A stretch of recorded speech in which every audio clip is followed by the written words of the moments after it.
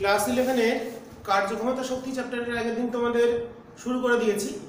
তো আগের দিন আমি কার্য এবং ক্ষমতা সম্পর্কে তোমাদের ধারণা দিয়েছি এবং সেখান থেকে বেশ কিছু সূত্র আমরা পড়েছি। তো আজকে আমরা যেটা পড়বো সেটা হচ্ছে শক্তি বা এনার্জি। তো শক্তি বা এনার্জি বলতে আমরা বুঝি হচ্ছে মেকানিক্যাল এনার্জি, যান্ত্রিক শক্তি।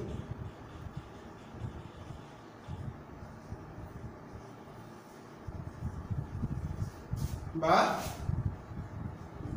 যান্ত্রিক শক্তি। তো মেকানিক্যাল এনার্জি বা যান্ত্রিক শক্তি দুটো ভাগ আমরা জানি, তোমরা ছোটবেলায় পড়েছো। একটা হচ্ছে কাইনেটিক এনার্জি,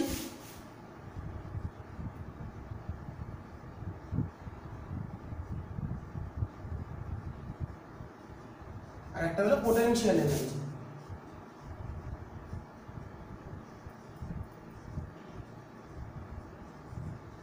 মানে গতিশক্তি। গতিশক্তিকে আমি চিহ্নিত করব ই সাফিক্স কে দিয়ে, কে ফর কাইনেটিক মানে গতি, আর পোটেনশিয়াল এনার্জি মানে স্থিতিশক্তি।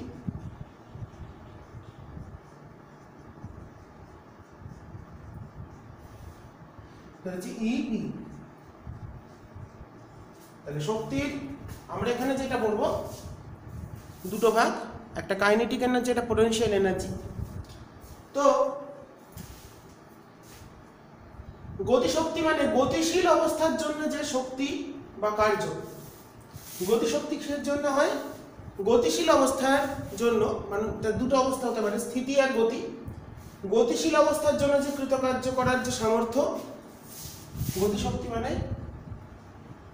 গতিশীল অবস্থার জন্য কার্য করার সামর্থ্য। বুঝতেই পারছি আমরা, তার মানে গতিশক্তি মানে কিছু পরিমাণ কার্যকে বোঝাবে। আবার স্থিতিশক্তি মানেও তাই, স্থির অবস্থার জন্য কার্য করার সামর্থ্য।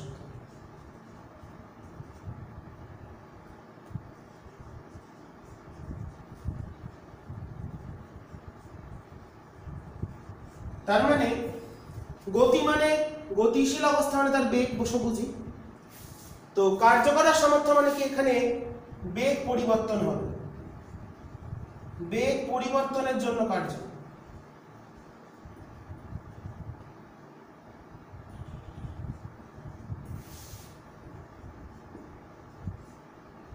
Work done due to change in speed. Work done কিসের জন্য? Due to change in speed. Speed পরিবর্তন হলে, গতিবেগ পরিবর্তন হলে, বা due to change in velocity, speed মানে দ্রুতি। আর স্থির অবস্থার ক্ষেত্রে অবস্থানের পরিবর্তনের জন্য, অবস্থান পরিবর্তনের ক্ষেত্রে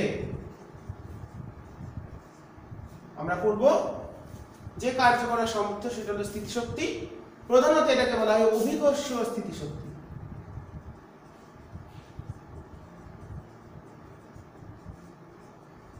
অভিকর্ষীয় স্থিতিশক্তি বা গ্র্যাভিটেশনাল পোটেনশিয়াল এনার্জি।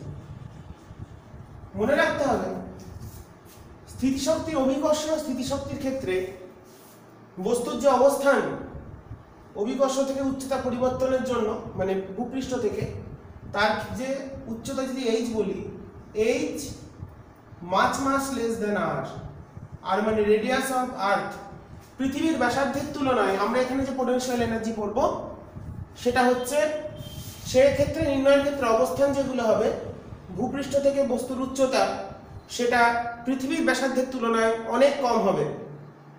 আর পৃথিবীর ব্যাসার্ধের যদি তুলনায় সমতুল্য বলি, পৃথিবীর ব্যাসার্ধ 6400 কিলোমিটার, সেরকম যদি উচ্চতার কথা বলি, সেক্ষেত্রে হবে আমার মহাকর্ষীয় স্থিতিশক্তি বা গ্র্যাভিটেশনাল পোটেনশিয়াল এনার্জি। এটা এই ক্ষেত্রেও পার্থক্যটা কিছুই নয়, দুটোর মধ্যে পার্থক্য কি?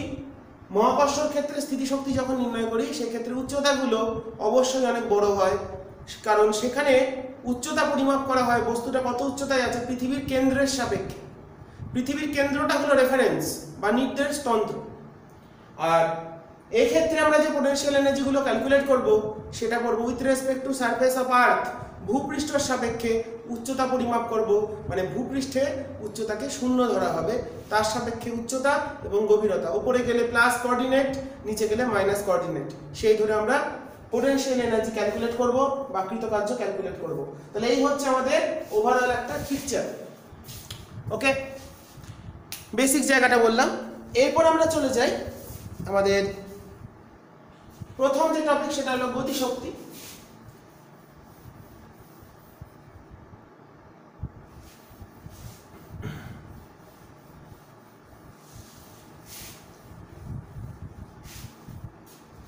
Kinetic energy.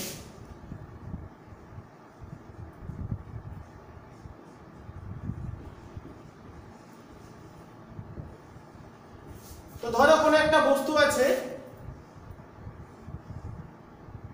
এম ভরের বস্তু, মানে এদিকে এমজি কাজ করছে, এদিকে এন। এটা প্রাথমিক অবস্থায় স্থির আছে ধরে নিলাম।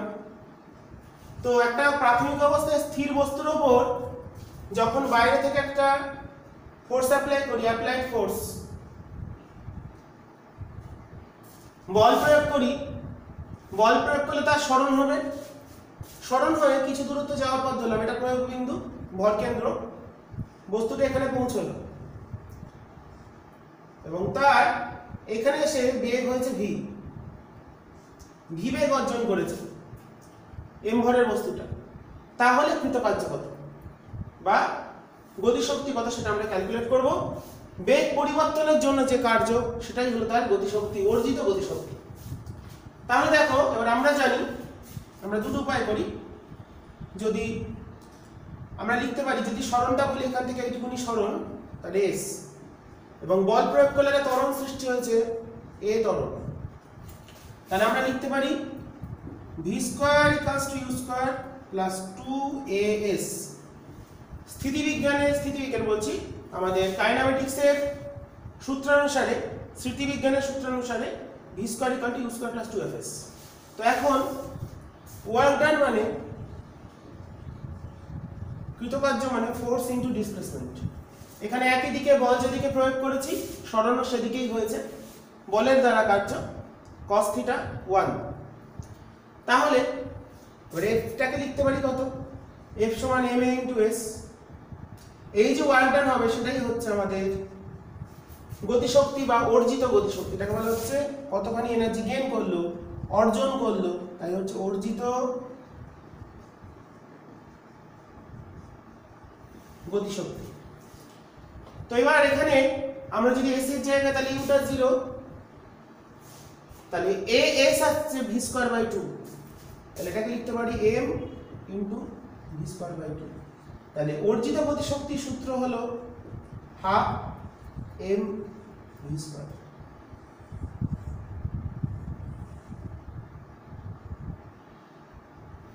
হাফ m v স্কয়ার এর সাহায্যে আমরা অর্জিত, এটা আমরা বীজগাণিতিক পদ্ধতিতে করলাম। আবার আমরা জানি f সমান ma বা m dv dt, এটা সেকেন্ড প্রসেস। f সমান ma, m হলো ভর, a ত্বরণ প্রয়োগ করেছি, তাহলে সেই ক্ষেত্রে f সমান m dv dt। এটাকে আমি লিখছি m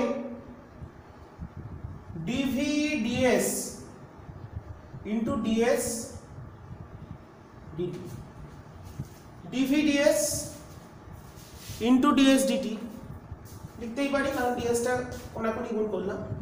এবার dv ds মানে আমরা জানি v dv ds। ওকে, তাহলে আমরা f পেলাম, এটা mv dv ds। তাহলে আমরা যদি এখান থেকে কৃতকার্য ক্যালকুলেট করি, সুতরাং W সমান আমরা জানি ইন্টিগ্রেশন f ds, কৃতকার্য মানে জানি ইন্টিগ্রেশন f ds। ওয়ার্ক ডানটা কত থেকে কত, বেগের প্রাথমিক মান, এটাকে আমরা যদি বলি ইউটা 0 থেকে v হয়েছে, এবার f ds সমান তাহলে এটা f এসছে, তাহলে f ds পেয়ে যাচ্ছি m v dv। বেগটা হচ্ছে u থেকে v, ইউটা ছিল 0, সেখান থেকে হচ্ছে v, তাহলে আমরা এখানে যদি এই মানটা বসিয়ে দিই তাহলে এটা চলে আসছে integration 0 to v m v dv, integration 0 to v m v dv। তাহলে দেখো আমরা এখানটা যদি ইন্টিগ্রেট করি, m টা হলো ভর, বাইরে এলো, v এর ইন্টিগ্রেশন হলো v স্কয়ার বাই 2, v টাকে ক্যাপিটাল এরকম ভাবে লিখেছিলাম, তাহলে v স্কয়ার বাই 2, তাহলে 0 থেকে v, তাহলে v বসালে হচ্ছে m v square by 2, lower limit minus upper limit বসালাম, লোয়ার লিমিট বসানোর ক্ষেত্রে 0 স্কয়ার বাই 2 মানে 0 সমান হাফ m স্কয়ার। তাহলে এইভাবে আমরা কৃতকার্য বার করতে পারছি, যেটাই হলো গতিশক্তি। তাহলে গতিশক্তি মানে যখন কোনো বস্তুর উপর একটা বল প্রয়োগ হবে এবং তার বেগ বৃদ্ধি পাবে, সেই বেগ বৃদ্ধির জন্য যতখানি কার্য হলো সেটাই হলো গতিশক্তি। তাহলে আমরা গতিশক্তির রাশিমালা হাফ এম ভি স্কয়ার দুটো ভাবে বা দুটো উপায়ে আমরা বার করে ফেললাম। আবার এর ভরবেগ, এর তাহলে ভরবেগ কত, এই মুহূর্তে তার ভরবেগ কত এমভি, তাহলে আমরা লিখতে পারি এখানে দেখো, তাহলে গতিশক্তি পেলাম হাফ এম ভি স্কয়ার, তাহলে আমরা লিখতে পারি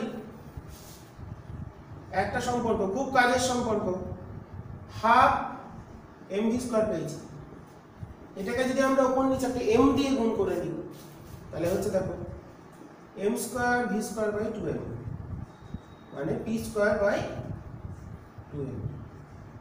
তাহলে E কে kinetic energy equals to momentum square by 2 into mass, এটাই হচ্ছে রৈখিক ভরবেগ ও গতিশক্তির সম্পর্ক। এটা তাহলে কার সম্পর্ক,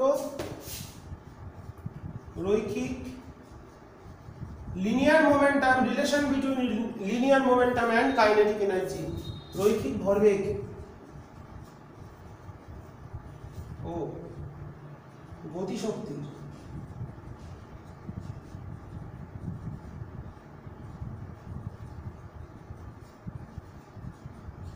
সম্পর্ক খুব গুরুত্বপূর্ণ। রৈখিক ভরবেগ গতিশক্তির সম্পর্ক আমাদের কাজে লাগবে, এটা কিন্তু অবশ্যই তোমরা ভালো করে খেয়াল রাখবে। তো এই হলো কাইনেটিক এনার্জি। তো এরপর চলে আসছে আমাদের নেক্সট যেটা পড়বো একই রকম জিনিস, সেটা হলো ওয়ার্ক এনার্জি থিওরেম, কার্য শক্তি উপপাদ্য। এরপর আমরা যেটা পড়বো ওয়ার্ক এনার্জি থিওরেম।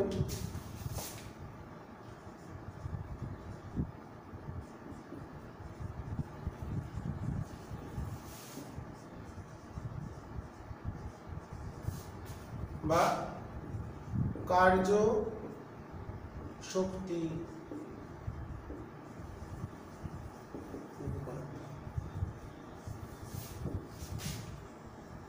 এটা কি বলছে, কোন বস্তুর উপর প্রযুক্ত বল দ্বারা কৃতকার্য ওই বস্তুটির গতিশক্তির পরিবর্তনের সমান বা গতিশক্তির বৃদ্ধির সমান। এটা হচ্ছে প্রযুক্ত বল দ্বারা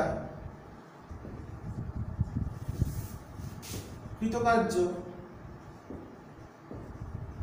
W হলে, W যদি হয় সেটা হচ্ছে চেঞ্জ ইন কাইনেটিক এনার্জি, মানে E গতিশক্তির পরিবর্তন।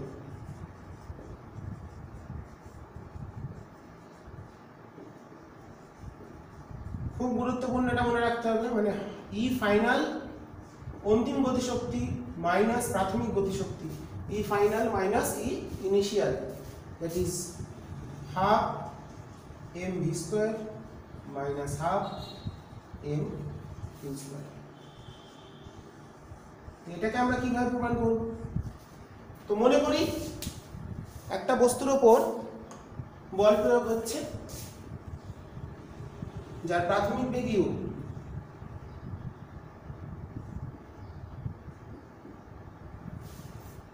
সরণ হলো s, কিছু দূরত্ব যাওয়ার পর কিছু সময় পর তার বেগ হলো v। m ভরের বস্তু, প্রথমে বেগ ছিল u, তাকে একটা f বল প্রয়োগ করা হয়েছে, external force, applied force apply করেছি f, তার জন্য সে বেগ অর্জন করেছে v। তাহলে আমরা আগেরটার মতনই করি, তাহলে w সমান কত হবে? f ds ইন্টিগ্রেশন কত? প্রাথমিক বেগ u, অন্তিম বেগ v। এবার mv আমরা f ds কে লিখতে পারি আগেরটার মতনই mv dv। mv dv লিখতে পারি কারণ আমি আবার বলে দিই, f সমান m dv dt বা f সমান m dv ds into ds dt। ওকে, আরেকবার লিখে দিচ্ছি, ds dt মানে d, তাহলে f ds কোনাকুনি গুণ করলে ds টা এখানে চলে এলো, তাহলে f ds সমান হচ্ছে m ds dt মানে v, this is d।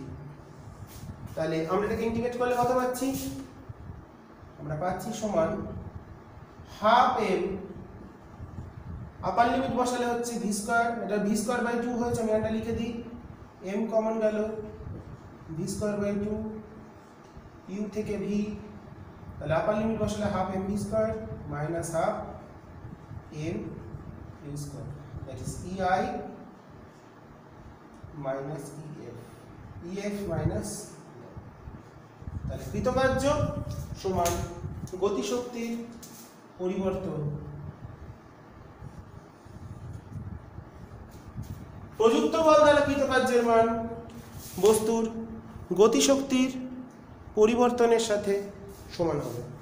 এটাকেই বলা হচ্ছে আমার কার্য শক্তি উপপাদ্য বা ওয়ার্ক এনার্জি থিওরেম। ওকে, এটা খুব ইম্পর্টেন্ট, এটা আমাদের কিন্তু ভালো করে খেয়াল রাখতে হবে। এরপর চলে যাই আমাদের নেক্সট টপিক,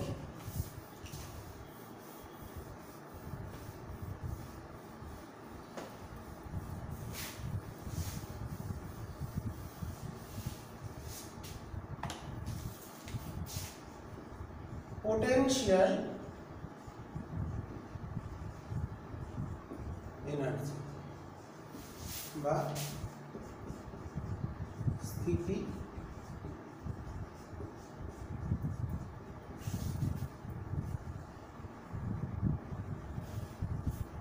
পোটেনশিয়াল এনার্জি বা স্থিতিশক্তি নিয়ে এবার আমরা পড়ব। পোটেনশিয়াল এনার্জি বলতে আমরা যেটা প্রধানত বুঝি সেটা হচ্ছে গ্র্যাভিটেশনাল পোটেনশিয়াল এনার্জি। তো দেখো, এটা হচ্ছে আর্থ সারফেস, ভূপৃষ্ঠ,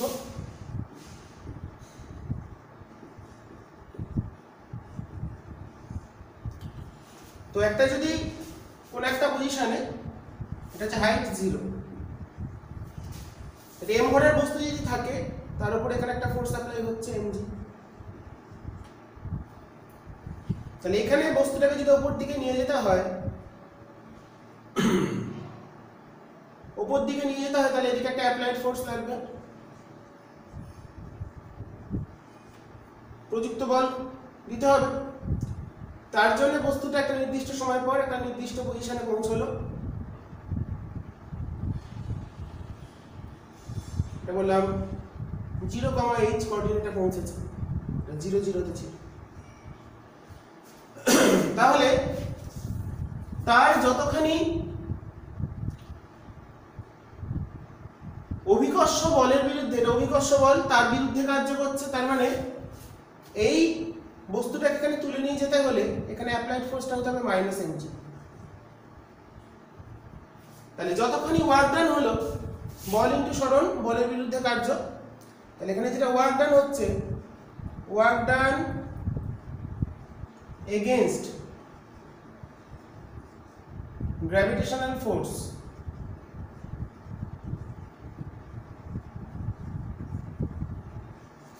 অভিকর্ষ বলের বিরুদ্ধে কার্য যতখানি ওয়ার্ক ডান হলো তাহলে মাইনাস এমজি ইন্টু এইচ, তাহলে এটা ওয়ার্ক ডান হলো। যতখানি ওয়ার্ক ডান আমরা করব সেটাই বস্তুর মধ্যে স্টোর হবে as a potential energy, then potential energy কাজ টু হচ্ছে এমজিএইচ। যতখানি ওয়ার্ক বলের বিরুদ্ধে কার্য মানে এনার্জি লস হবে, যতখানি আমরা ওয়ার্ক ডান করব সেই এনার্জিটাই স্টোর হবে অ্যাজ এ পোটেনশিয়াল এনার্জি, কার মধ্যে? বস্তুর মধ্যে স্থিতিশক্তি রূপে সঞ্চিত হবে। এটা মাইনাস হচ্ছে মানে এনার্জিটা লস হচ্ছে, এনার্জি লস।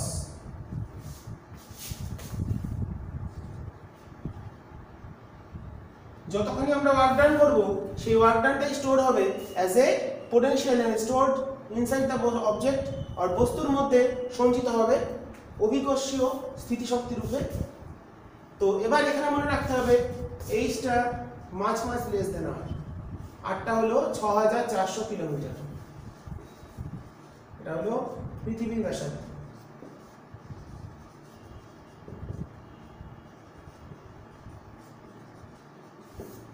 এছাড়া আমরা যেটা শিখেছিলাম এটা একটা পোটেনশিয়াল এনার্জি হলো, ভূপৃষ্ঠের সাপেক্ষে যদি ভাবি গ্র্যাভিটেশনে যেটা পড়েছিলাম এটা h=0 তে লিখেই দিয়েছি। যদি গ্র্যাভিটেশনের ক্ষেত্রে আমরা যেটা পড়েছিলাম গ্র্যাভিটেশনাল পোটেনশিয়াল এনার্জি কি হয় সেটা আমরা দেখেছিলাম।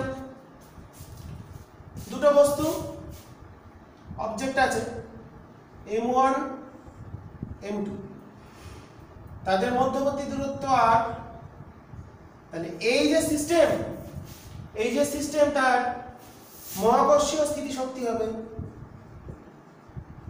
মহাকর্ষীয় স্থিতিশক্তি কত হয়? Minus G m1 m2 by r। এটা আমরা শিখেছিলাম। যেমন ধরো কোনো ভূপৃষ্ঠ আছে, ভূপৃষ্ঠ থেকে একটা বস্তুকে এই উচ্চতায় নিয়ে যাওয়া হলো, এখানে m ভরের বস্তুকে এই উচ্চতায় নিয়ে যাওয়া হলো, এটা পৃথিবীর কেন্দ্র, কারণ এইটুকুনি হলো r, পৃথিবীর ভর m।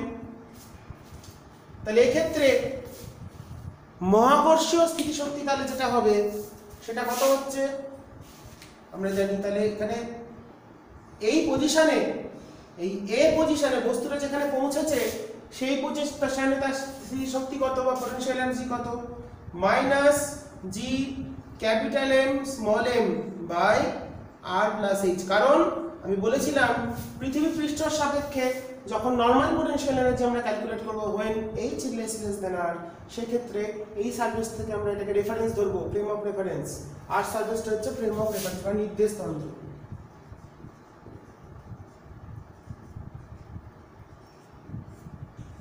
আর যখন আমরা h এর মান আর এর সমতুল্য বা আর এর থেকে সামান্য ছোট, তার ক্ষেত্রে এই পৃথিবীর কেন্দ্র থেকে দূরত্ব, তাহলে এখান থেকে দূরত্বটা কত হচ্ছে?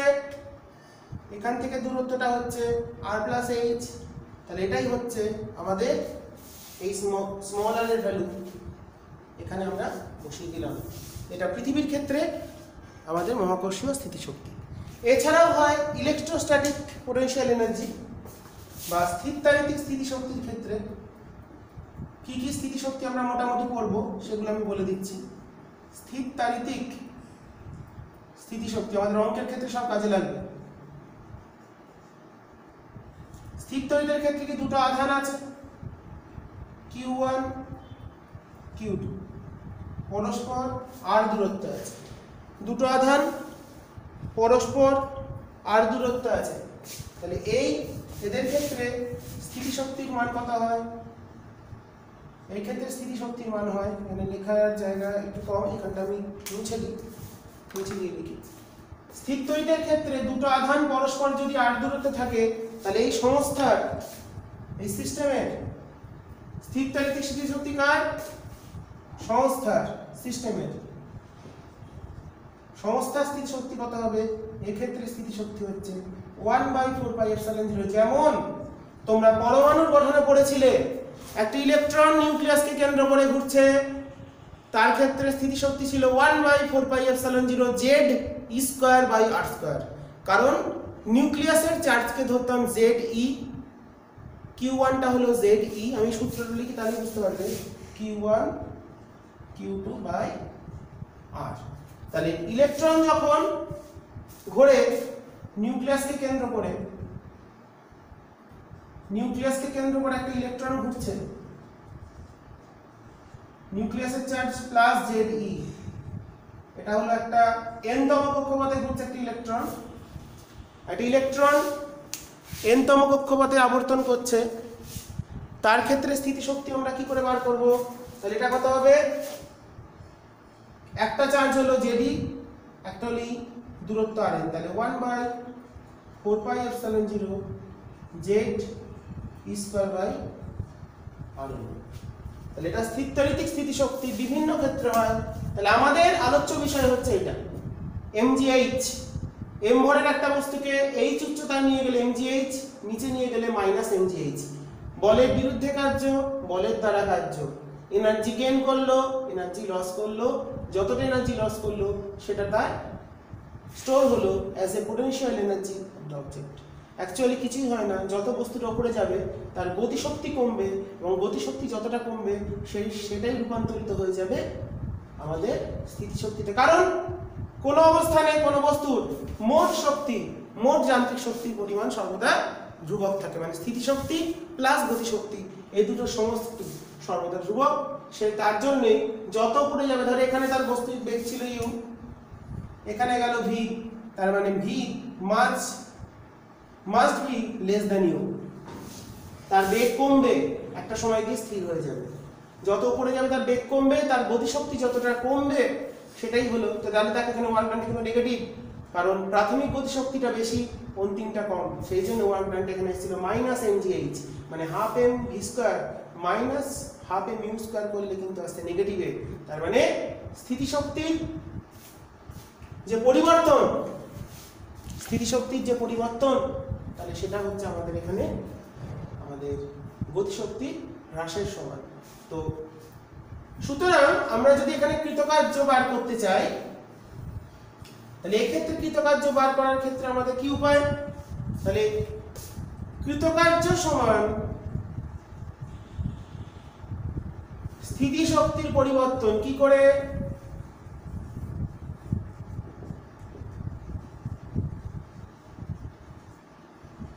দেখো এইখানে তার স্থিতিশক্তি ছিল, এখান থেকে তাহলে নিয়ে গেলে কৃতকার্য কত? EP1, এখানে গিয়ে স্থিতিশক্তি হলো EP2, এটা প্রাথমিক, EI, E ফাইনাল, অন্তিম। তাহলে বলের বিরুদ্ধে কার্য ছিল -mgh, তাহলে এখানে তার স্থিতিশক্তি কত? তাহলে এই কৃতকার্য বার করতে গেলে গতিশক্তির ক্ষেত্রে কি শিখেছি? ফাইনাল মাইনাস ইনিশিয়াল, আর এখানে কি পড়বো? Initial minus final. একটু ভালো করে বুঝলেই বুঝতে পারবে। এখানে তার স্থিতিশক্তি ছিল, স্থিতিশক্তির সূত্র শিখেছি mgh, তাহলে এখানে স্থিতিশক্তি ছিল 0, এখানে স্থিতিশক্তি হয়েছে mgh, তাহলে দেখো ওয়ার্ক ডান চলে এলো মাইনাস। তাহলে স্থিতিশক্তির পরিবর্তন থেকে যদি কৃতকার্য বার করতে হয়, তাহলে প্রাথমিক স্থিতিশক্তি মাইনাস অন্তিম স্থিতিশক্তি, আর গতিশক্তির ক্ষেত্রে করতে গেলে আমাদের অন্তিম গতিশক্তি মাইনাস প্রাথমিক গতিশক্তি। এটা কিন্তু খুব গুরুত্বপূর্ণ। তাহলে আমরা লিখে দিই দুটো পয়েন্ট, আমরা এই দুটো পয়েন্ট লিখে দেবো। এবার ভালো করে বুঝে নিতে হবে, খুব ইন্টারেস্টিং জায়গা। তাহলে আমরা যেটা পেলাম আমাদের শক্তির এতক্ষণ আলোচনা থেকে, যে জায়গাগুলো আমরা পেলাম,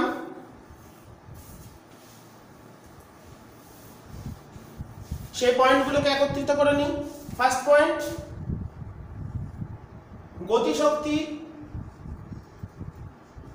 সমান পেলাম ½ × mv² বা p²/2m, p হলো ভরবেগ।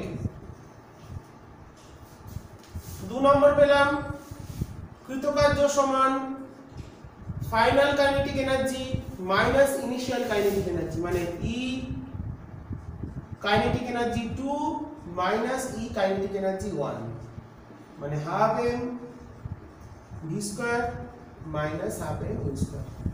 অন্তিম গতিশক্তি মাইনাস প্রাথমিক গতিশক্তি, মনে রাখবো অন্তিম গতিশক্তি মাইনাস প্রাথমিক গতিশক্তি। আর কি শিখলাম? কৃতকার্য সমান, আচ্ছা এরপর শিখলাম স্থিতিশক্তি, আমাদের অভিকর্ষীয় স্থিতিশক্তি হচ্ছে পোটেনশিয়াল এনার্জি mgh, ভূপৃষ্ঠ থেকে h উচ্চতায় কোনো বস্তু অবস্থান করলে mgh। ওকে, এক্ষেত্রে কৃতকার্য সূত্র কি? প্রাথমিক স্থিতিশক্তি মাইনাস অন্তিম স্থিতিশক্তি। গতিশক্তির ক্ষেত্রে অন্তিম মাইনাস প্রাথমিক, স্থিতিশক্তির ক্ষেত্রে প্রাথমিক মাইনাস অন্তিম। জাস্ট একটা এক্সাম্পল, ধর একটা অবজেক্ট প্রথমে তার এখানে ছিল 0,h1 কোঅর্ডিনেটে ছিল, সেখান থেকে আমরা 0, a থেকে m ঘরের বস্তুটাকে b তে নিয়ে গেছি উপর দিকে তুলে, 0,h2 তে নিয়ে গেছি। তাহলে এক্ষেত্রে a থেকে b তে m ভরের বস্তুকে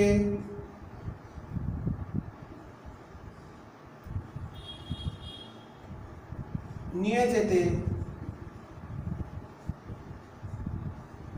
কৃতকার্য সমান W, তাহলে কত হবে? প্রাথমিক স্থিতিশক্তি মাইনাস অন্তিম স্থিতিশক্তি, প্রাথমিক স্থিতিশক্তি মাইনাস অন্তিম স্থিতিশক্তি মানে mgh1 মাইনাস mgh2। ওকে, mgh1 মাইনাস mgh2। আবার যদি মনে করি এই পয়েন্টে যখন এই অবস্থানে ছিল তার বেগ u, এখানে তার বেগ v, তাহলে সেটা কত লিখতে পারি? তাহলে এটা স্থিতিশক্তির পরিবর্তন দিয়ে কৃতকার্য হলো। গতিশক্তির সাপেক্ষে ভাবলে অন্তিম মাইনাস প্রাথমিক, তাহলে এখানে half mu square minus half m v square minus half m v square. তাহলে আমরা দুটো কনসেপ্ট থেকেই স্থিতিশক্তির পরিবর্তন থেকেও কৃতকার্য বার করতে পারলাম, গতিশক্তির পরিবর্তন থেকেও কৃতকার্য বার করতে পারলাম। তাহলে দুটোই কৃতকার্য। এবার যদি আমরা জিনিসটাকে ইকুয়াল করে দিই, তাহলে এই হচ্ছে আমাদের ওভারভিউ, যা যা শিখলাম এতক্ষণে। ওকে, তো এবার যদি আমরা এই যে দুটোই, যেহেতু আমার a থেকে b তে নিয়ে যাওয়ার জন্য কার্য, স্থিতিশক্তির সাপেক্ষে mgh1 মাইনাস mgh2, গতিশক্তির সাপেক্ষে হাফ m v স্কয়ার, অন্তিম গতিশক্তি মাইনাস প্রাথমিক গতিশক্তি হাফ m u স্কয়ার। তাহলে দুটোকে যদি আমরা ইকুয়াল করে দিই, তাহলে দেখো মজার জিনিস চলে আসছে। অতএব mgh1 minus mgh2 equals to half m v square minus half m u square. তাহলে আমরা যদি একটু সাইড চেঞ্জ করি, এটাকে নিয়ে আসছি এদিকে আর এটাকে এদিকে, তাহলে m বা mgh1 plus half m u square সমান mgh2 plus half m v square. তাহলে এটাকে লিখতে পারি, তার মানে এটা কি হলো?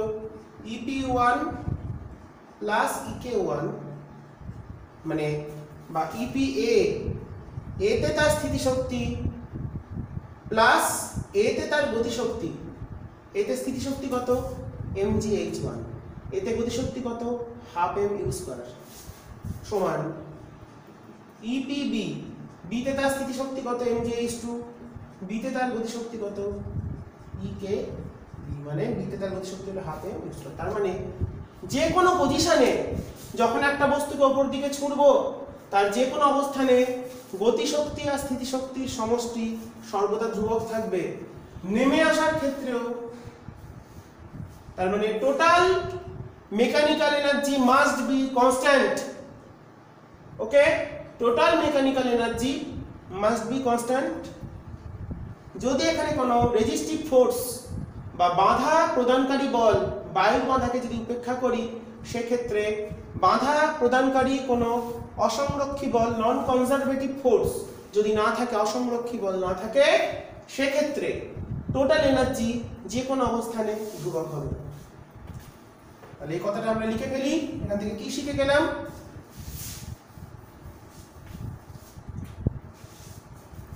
তাহলে যে কোনো অবস্থানে মোট, এটা টোটাল এনার্জি, স্থিতিশক্তি প্লাস গতিশক্তি, যে কোনো অবস্থানে মোট যান্ত্রিক শক্তির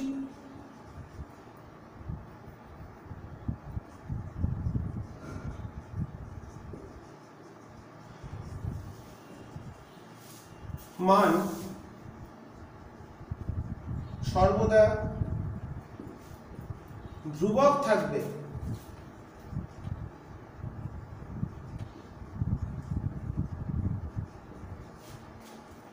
যদি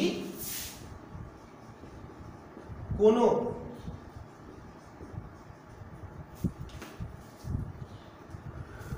রেজিস্টিং ফোর্স বা রেজিস্টিভ ফোর্স বা বাধা প্রদানকারী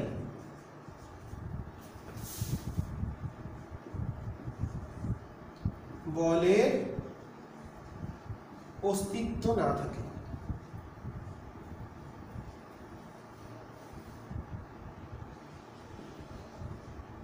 কোনো বাধা বল বা ঘর্ষণ বল যদি না থাকে, তাহলে যে কোনো অবস্থানে মোট যান্ত্রিক শক্তি অবশ্যই ধ্রুবক থাকবে। তো এটাকেই বলা হচ্ছে যান্ত্রিক শক্তির সংরক্ষণ সূত্র। বাহ্যিক কোনো বাধা বলের অনুপস্থিতিতে যে কোনো অবস্থানে গতিশক্তি আর স্থিতিশক্তি, এটা হলো টোটাল এনার্জি, তাহলে ই টি এ, এটা হলো ই টোটাল অ্যাট বি, এ অবস্থানে মোট শক্তি সমান বি অবস্থানে মোট শক্তি, দুটো অবস্থানে মোট শক্তির মান ধ্রুবক থাকছে। তো এটাকেই বলা হচ্ছে যান্ত্রিক শক্তির বা কনজারভেশন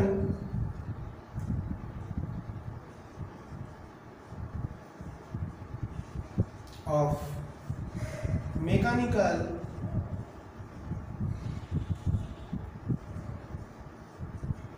এনার্জি বা যান্ত্রিক শক্তির সংরক্ষণ নীতি।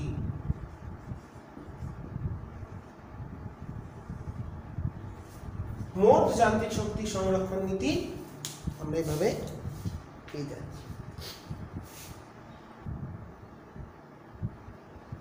এবার আমরা দেখব কতগুলো ক্ষেত্রে খুব ইম্পর্টেন্ট বোর্ড এক্সামের জন্য এবং যেই মেন নিট পরীক্ষার জন্য, কারণ ফান্ডামেন্টাল জায়গাগুলো ক্লিয়ার করতে হবে। প্রথম দেখব মসৃণ নততলের ক্ষেত্রে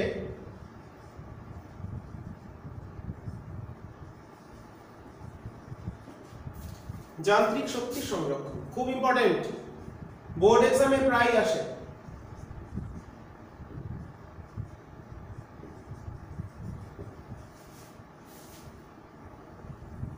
থ্রি মার্কস 3 নম্বরের কোশ্চেনে আসে। তো একটা বস্তু নততলটা আঁকি, এই সাইড আঁকি একটু, এটা ইনক্লাইন প্লেন, এখানে কোনো ফ্রিকশন নেই, মসৃণ বলে দিয়েছি, নতিকোণ থিটা। তো একটা বস্তুকে, এটার হাইট h,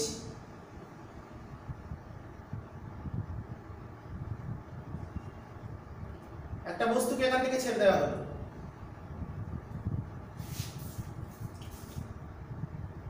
স্লিপিং করে নামছে, মানে পিছলে নামছে, মানে রোটেশনাল কাইনেটিক এনার্জি থাকবে না। রোটেশনাল কাইনেটিক এনার্জি থাকলে কি হয় সেটা তোমাদের দেখিয়ে দিয়েছি। v এর ভ্যালু কত হয় এই পয়েন্টে, √2gh by 1 plus i by mr square. ত্বরণ কত হয় g sin theta by 1 plus i by mr square, এগুলো দেখিয়ে দিয়েছি। রোলিং উইদাউট স্লিপিং টপিকটা ছিল। তো এই পয়েন্টে বস্তুটা স্থির আছে, তাই এই অবস্থান, বস্তুর ভর m।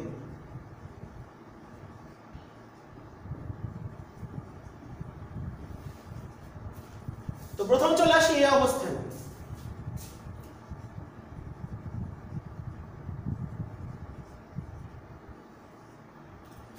এই অবস্থানে তার স্থিতিশক্তি হচ্ছে h উচ্চতায় আছে, m ভরের বস্তু, তাহলে এই অবস্থানে স্থিতিশক্তি হচ্ছে mgh, আর গতিশক্তি তো শূন্য, কারণ হাফ m ইন্টু 0 স্কয়ার, এখানে বেগ শূন্য, স্থির ধরেছি। তো বস্তুটাকে ছেড়ে দিলাম। তো আমরা জানি নততল বরাবর যখন কোনো বস্তু নামে তার ত্বরণ হচ্ছে g sin theta. g sin theta ত্বরণের নামে মসৃণ নততল, এটা আমরা অনেকবার পড়েছি নিউটন লস অফ মোশন। তো যখন বস্তুটা কিছুটা নেমে এলো, ধরো বি অবস্থানে এলো, তার বেগ অর্জন করেছে v1। এই ডিসটেন্সটা হচ্ছে a থেকে b। বি অবস্থানে আসি এবার।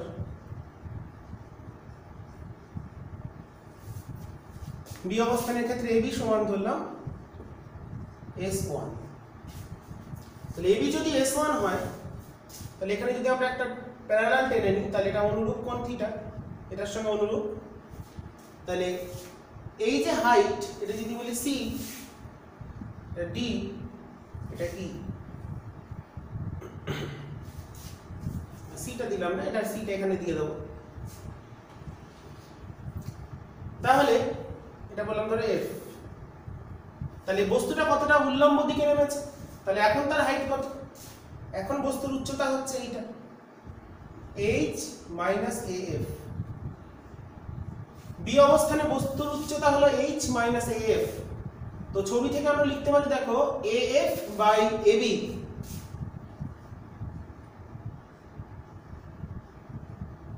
af মানে লম্ব বাই অতিভুজ মানে sin থিটা।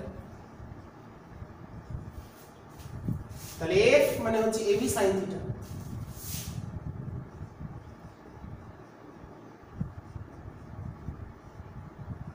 এবার ab কে ধরেছি s1, তাহলে s1 sin থিটা। তাহলে তার স্থিতিশক্তি কত? mg, উচ্চতা কত? h minus af। তাহলে h মাইনাস af মানে হলো s1 sin থিটা। গতিশক্তি কত হবে? গতিশক্তি মানে হচ্ছে কৃতকার্য, বল ইনটু সরণ। কত বল কাজ করছে? mg sin theta into s1।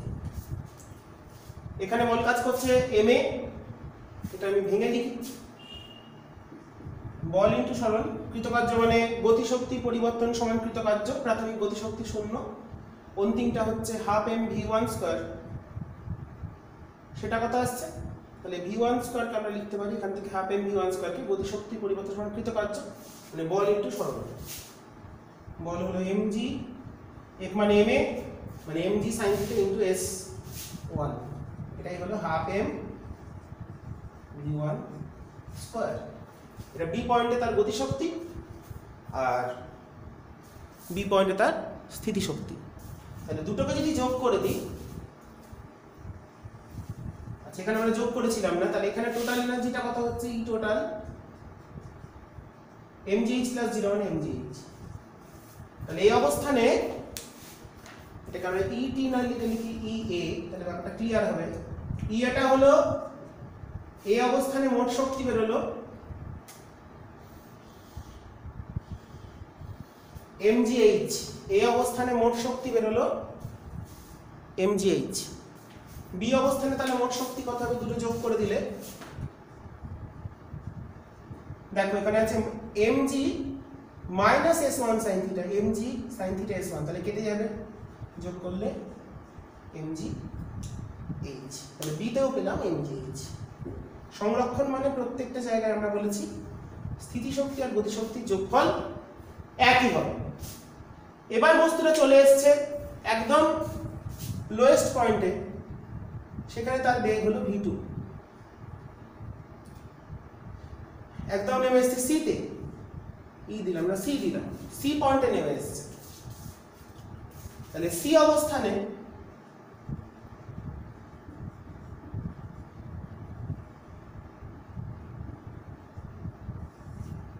C অবস্থানে যদি ভাবি উচ্চতা 0 তাহলে স্থিতি শক্তি 0,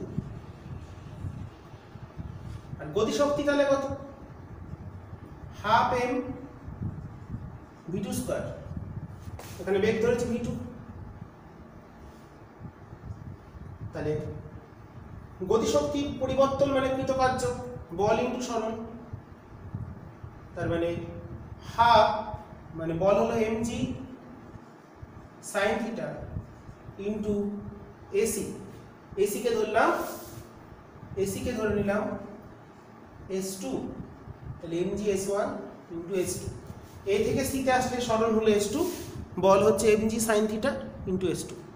তাহলে এবার s2 sin থিটা মানে কিন্তু h, ac sin থিটা মানে অতিভুজ sin থিটা মানে লম্ব, লম্ব মানে কি হয় লম্ব, তাহলে h বাই ac মানে sin থিটা, তাহলে h বাই ac মানে h বাই s2, তাহলে s2 sin থিটা মানে হচ্ছে h, তাহলে mg h, তাহলে এখানে গতি শক্তি হলো mg h, তাহলে টোটাল এনার্জি, তাহলে e টোটাল e c তে কত চলে এলো 0 প্লাস mg h মানে mg h। তার মানে তিনটে অবস্থানে আমরা বস্তুটার মোট এনার্জির পরিমাণ পেয়ে গেলাম mgh, a তেও পেয়েছি mgh, b তেও পেয়েছি mgh, c তেও পেয়েছি mgh, অর্থাৎ মসৃণ নততলের প্রত্যেকটা অবস্থানে তার মোট যান্ত্রিক শক্তি হচ্ছে mgh। যত নিচে নামবে তার গতি শক্তি বাড়বে, স্থিতি শক্তি কমবে, উপরে গেলে স্থিতি শক্তি বাড়বে, গতি শক্তি কমবে, তাও মোট এনার্জি সবসময় থাকবে mg ইনটু h, কারণ তার প্রাথমিক মোট এনার্জি ছিল mgh, b তে এসে mgh, c তে এসে mgh। এটা খুব ইম্পর্টেন্ট, ভালো করে বুঝবে। আশা করি এখানে কোনো ডাউট থাকবে না, বোঝানোর মধ্যে খুবই সহজ করে বুঝিয়ে দিয়েছি। তো তোমরা অবশ্যই জানাবে কেমন বুঝতে পারছো। তো এরপর চলে আসি আরেকটা, এটা আমরা একটা কেস করলাম। নেক্সট অ্যাপ্লিকেশন,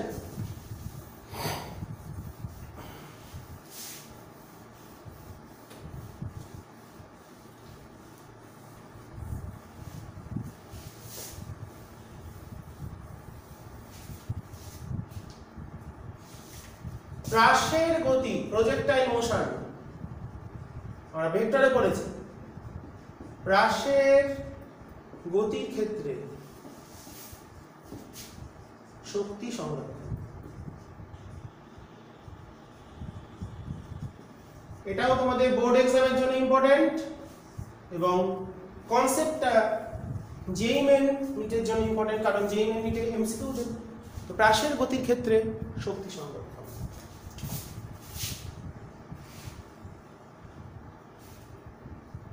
একটা বস্তুকে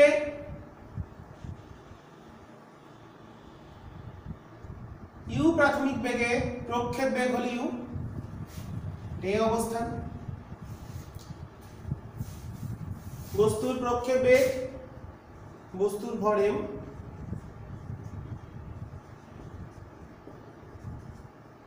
প্রক্ষেপ বেগ ইউ, প্রক্ষেপ কোণ থিটা। বস্তুটা কোনো একটা মুহূর্তে পৌঁছেছে বি তে, যার উচ্চতা হচ্ছে স্মল h, কিছু পর গিয়ে পৌঁছলো সি তে, হাইয়েস্ট পয়েন্ট। তো আমরা তিনটে পজিশনে দেখব, তিনটে পজিশনে আমরা টোটাল এনার্জিটা ক্যালকুলেট করব এ বি সি। এই পয়েন্টে বেগ হলো ভি, আর এই কোণটা হচ্ছে আলফা। ওকে, বি পয়েন্টে গিয়ে তার বেগ হয়েছে ভি, শুরুতে ছিল ইউ, বি তে গিয়ে হয়েছে ভি, আর সি তে তো তাকে এই বরাবর, সি তে এই বরাবর কোনো বেগ থাকে না, এই বরাবর বেগ ডাব্লিউ। তাহলে আমরা যেগুলো জানি আমরা এবার করি। প্রথম চলে আসি এই অবস্থায়,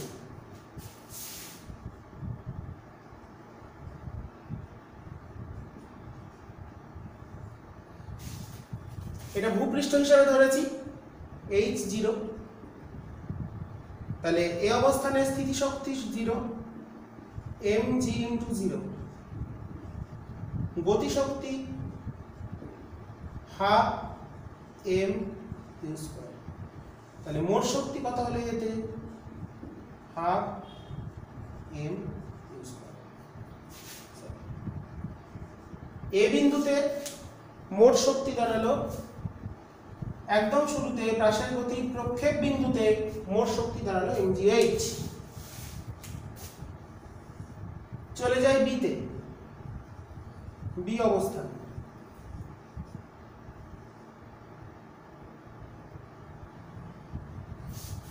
বি অবস্থানে যখন পৌঁছলো তার উচ্চতা h, তাহলে স্থিতিশক্তি হচ্ছে mgh।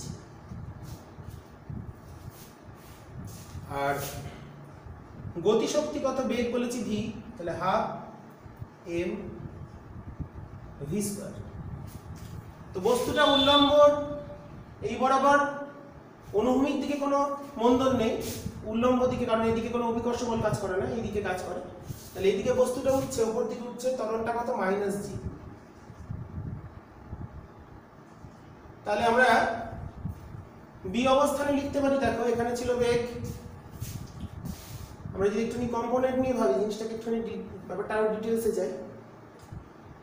বি অবস্থানে x বরাবর বেগ হচ্ছে u cos θ, কারণ প্রাসের গতির ক্ষেত্রে অনুভূমিক বেগের পরিবর্তন হয় না। আর এটা এদিকে vx, vx মানে হচ্ছে v cos আলফা, মানেই হচ্ছে this is v cos alpha. আর এই ডিরেকশনে বেগ vy, vy টা কত? u sin θ, আর স্কয়ার লাগবে, তাই v এটা স্কয়ার সমান -2gh। ওকে, আমি v স্কয়ার লাগবে, তাই আমি v স্কয়ারটা করলাম, -gt টা করলাম না। তাহলে দেখো এবার যেহেতু v এর দুটো কম্পোনেন্ট, তাহলে এটাকে আমরা লিখতে পারি vx স্কয়ার যোগ vy স্কয়ার, vx স্কয়ার যোগ vy স্কয়ার।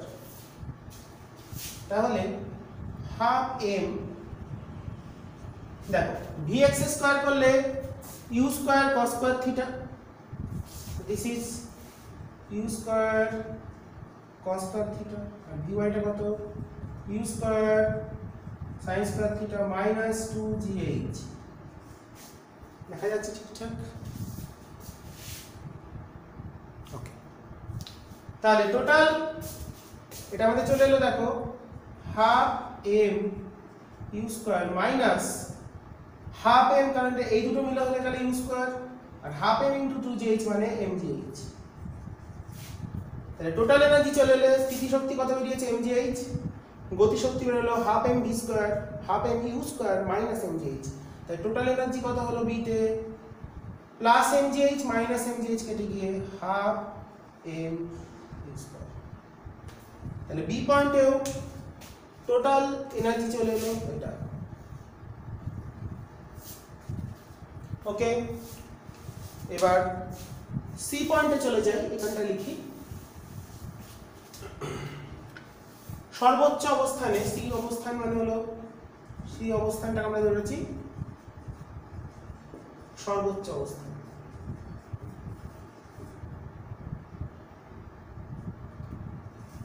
হাইয়েস্ট পয়েন্ট, যেটা সর্বোচ্চ উচ্চতায় উঠছে, উচ্চতা h, তাহলে স্থিতিশক্তি হবে mgh। আর h মানে কি জানি? u square sin square theta by 2g, তাহলে half m u square sin square theta. আর সর্বোচ্চ অবস্থানে বেগ হয় w, ধরা হয় u cos θ, কারণ অনুভূমিক বেগ থাকে, তাহলে গতিশক্তি হবে হাফ m w স্কয়ার, মানে half m u square cos square theta. তাহলে সর্বোচ্চ অবস্থানে স্থিতিশক্তি হলো half m u square sine square theta. সর্বোচ্চ অবস্থানে গতিশক্তি হলো half m u square cos square theta. তাহলে এই দুটোকে জুড়ে দিলে মোট শক্তি চলে এলো ইসি চলে এলো হাফ এম ইউ স্কয়ার। তাহলে সি অবস্থানেও মোট শক্তি আমরা পেয়ে গেলাম হাফ এম ইউ স্কয়ার। মানে এতে প্রাথমিক অবস্থায় মোট শক্তি ছিল হাফ এম ইউ স্কয়ার, বিতে মোট শক্তি ছিল হাফ এম ইউ স্কয়ার, সিতে মোট শক্তি হাফ এম ইউ স্কয়ার। তাহলে প্রাসায়ের গতি সঞ্চার পথের প্রতিটি অবস্থানে এ বি সি যে কোনো অবস্থানেই তার মোট শক্তি হবে প্রাথমিক গতিশক্তির সমান, মানে হাফ এম ইউ স্কয়ারের সমান। তাহলে এটা হলো প্রাসায় গতির ক্ষেত্রে শক্তি সংরক্ষণ, নততলের ক্ষেত্রে পড়লাম। এরপর আমরা পরবর্তী আলোচনায় চলে যাব।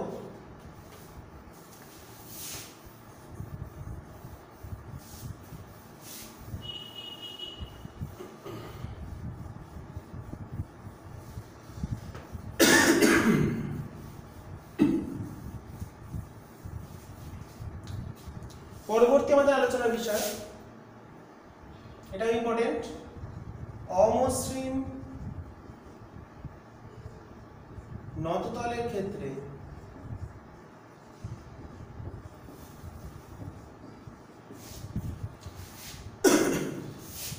যান্ত্রিক শক্তি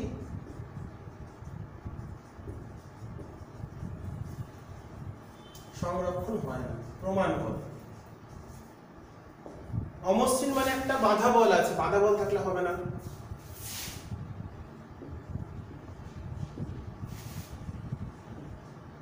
এটা আমাদের 3 নম্বরের প্রশ্ন হিসাবেই আসে।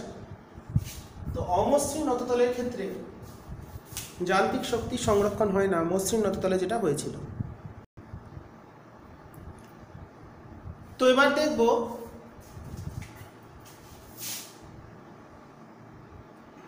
অমসৃণ নততলে যে শক্তি সংরক্ষণ হয় না সেটা কি করে। এটা এইচ উচ্চতার নততল, একটা এম ভরের বস্তু, একই রকম ভাবব। এই অবস্থান ইউটা 0, এম ভরের বস্তু, বস্তুটা নিচে নেমে আসছে। তার উপর যে ফোর্স কাজ করবে, কি কি ফোর্স থাকবে, এদিকে হচ্ছে mg sin থিটা, এদিকে হচ্ছে ফ্রিকশন, ঘর্ষণ বল, এদিকে থাকবে লম্ব বল, এদিকে mg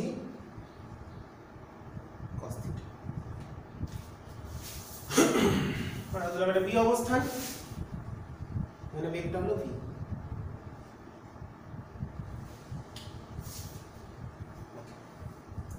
তাহলে দেখো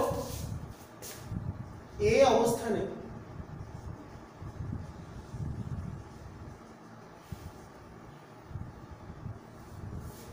স্থিতিশক্তি mgh, গতিশক্তি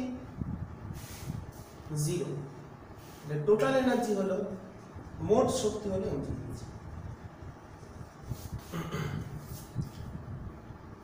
বি অবস্থানে যদি দেখি,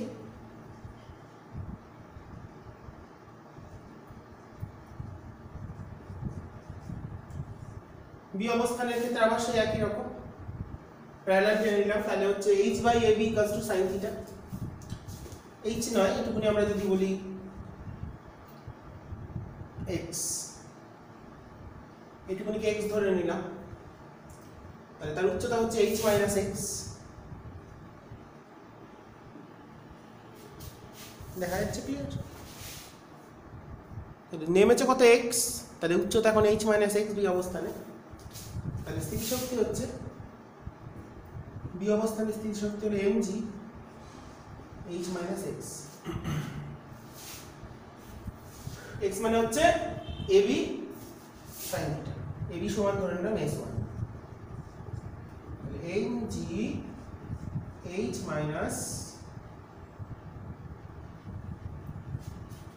x/s1 = sin থিটা, তাহলে s1 sin theta.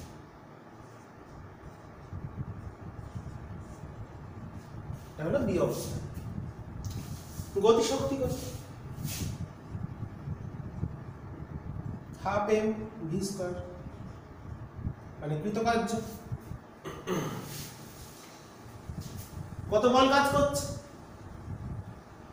mg sin theta minus friction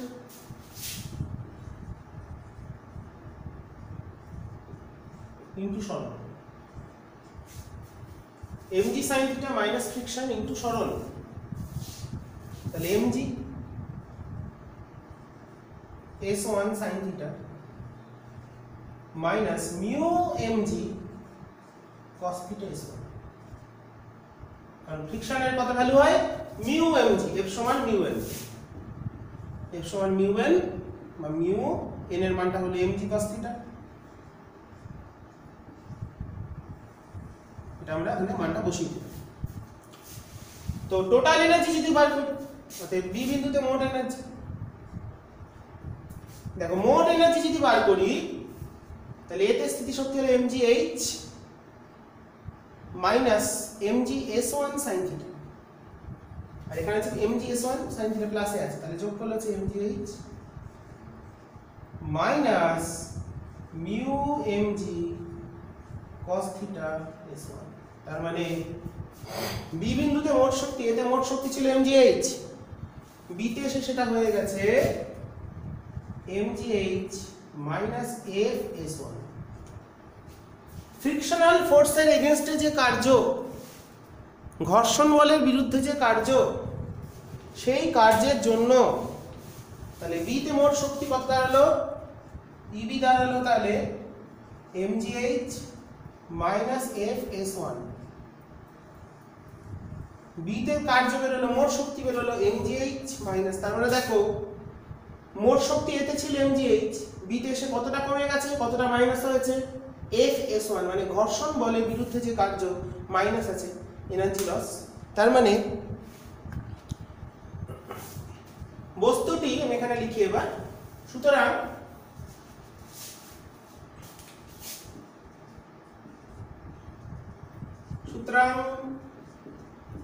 বস্তুটি এ থেকে বি অবস্থানে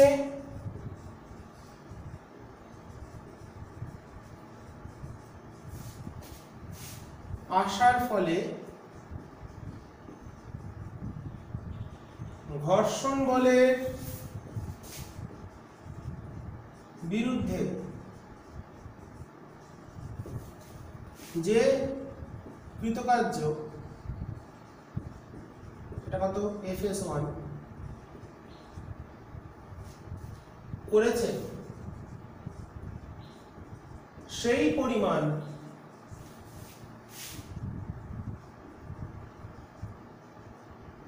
শক্তি হ্রাস পেয়েছে।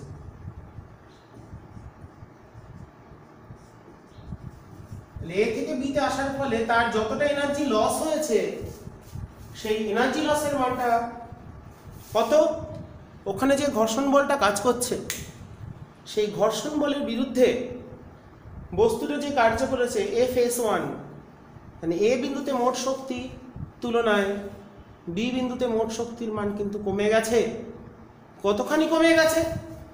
সেটা হচ্ছে ঘর্ষণ বলের বিরুদ্ধে যে কৃতকার্য, ঠিক তত পরিমাণ শক্তি হ্রাস পেয়েছে। তার মানে এখানে অমসৃণ নততলের যত নিচে নামবে তার শক্তি কমতে থাকবে, এবং কতখানি কমবে? ঘর্ষণ বলের বিরুদ্ধে যে কৃতকার্য, সেই পরিমাণ শক্তি হ্রাস পাবে।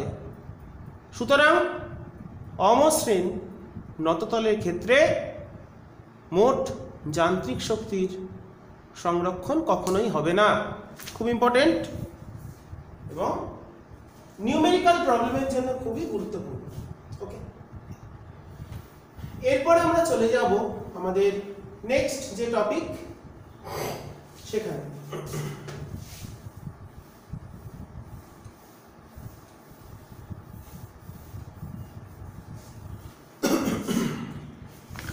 এটা হলো সংরক্ষী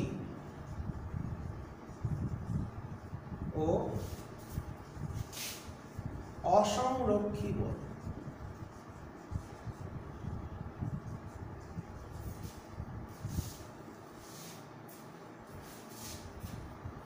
বা ক্ষেত্র। Force field conservative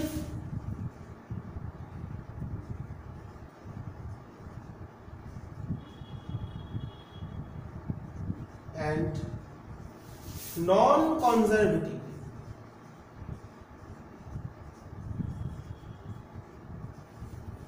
force field.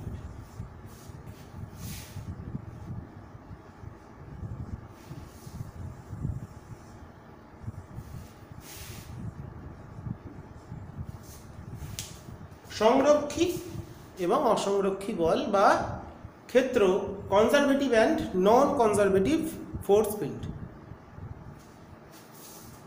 সংরক্ষী বল ক্ষেত্র কি? প্রথম চলে আসি সংরক্ষী।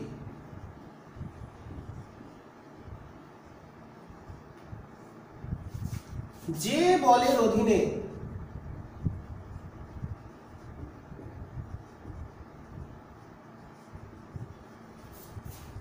কোন বস্তু বা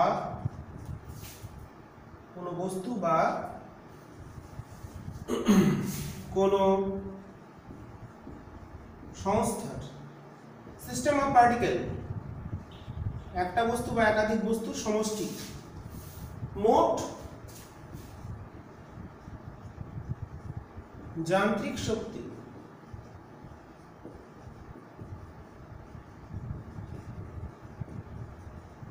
সংরক্ষিত হয়।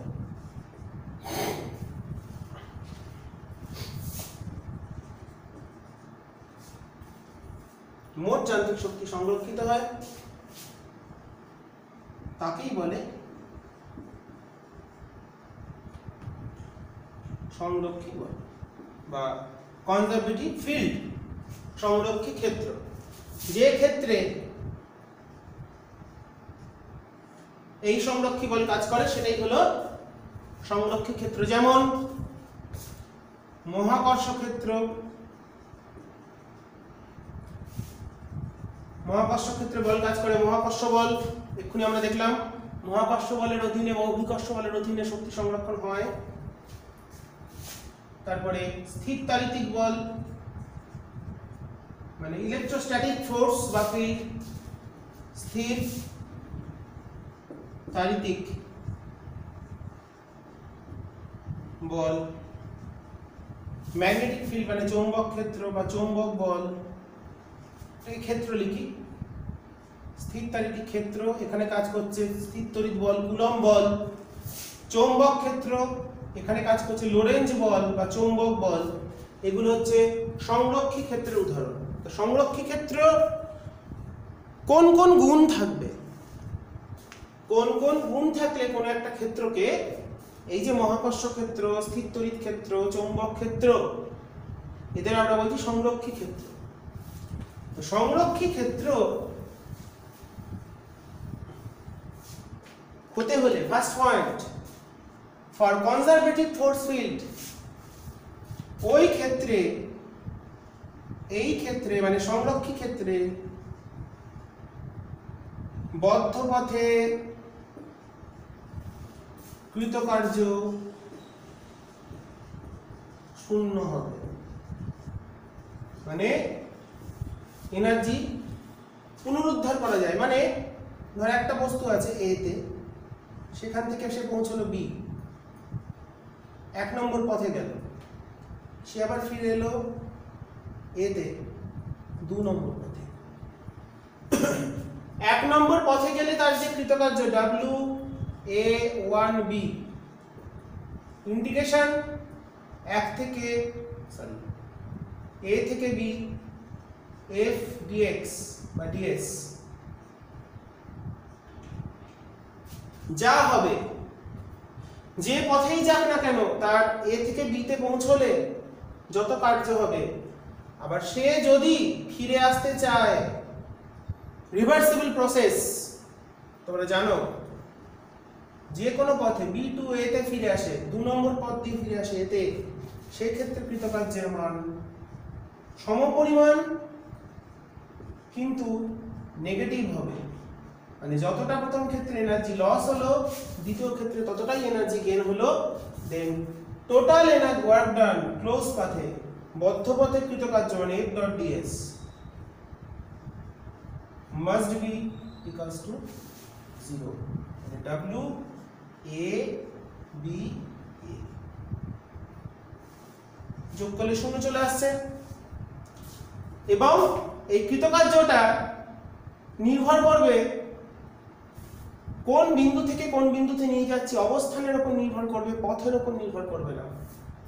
2 নম্বর, কৃতকার্য হচ্ছে পথ নিরপেক্ষ, মানে পাথ ফাংশন নয়, মানে পাথ ফাংশন নয়। কার উপর নির্ভর করে? অবস্থানের উপর নির্ভর করে, অবস্থানের উপর নির্ভর করে, মানে অবস্থানের উপর নির্ভর করে মানে স্টেট ফাংশন। তোমরা কেমিস্ট্রিতে আশা করি পড়েছো পাথ ফাংশন, স্টেট ফাংশন। তাহলে কনজারভেটিভ ফোর্স ফিল্ডের ক্ষেত্রে বদ্ধ পথে কৃতকার্য শূন্য হবে এবং সেই কৃতকার্যটা কোন পথে হচ্ছে তার উপর নির্ভর করবে না, নির্ভর করবে প্রাথমিক অবস্থান আর অন্তিম অবস্থানের উপর নির্ভর করবে, অর্থাৎ স্টেটের উপর নির্ভর করবে। স্টেট এ থেকে স্টেট বিতে যাচ্ছি, সেটা কোন পথে যাচ্ছি সে তার উপর নির্ভর করবে না, তাই ওটা পাথ ফাংশন নয়। ওয়ার্ক ডানটা বদ্ধ পথে কৃতকার্য, এটা হচ্ছে state function. Third point, very important point,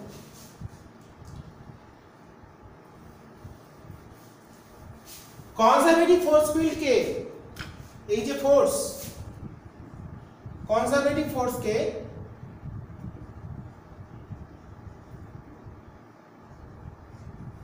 আমরা সব সময় একটা